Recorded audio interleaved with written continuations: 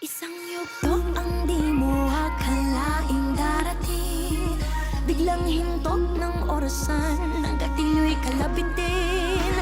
Ang husgahan ka ng lahat, kahit mabuti ang hangad, at ang pagtanggap sa'yo'y laging mailan. Patanggap mo na nakilin na palaban, habang ang pinagmulan dala kahit saan. Patanggap mo aral na ng karanasan, lalong kumalas parang patalim sa kasaan. Patanggap mo manhid na sa mga sakit, hanggang sa makamit pagtapos ng pait, ang matamis na tagumpay sa kwento ng isang patanggap mo.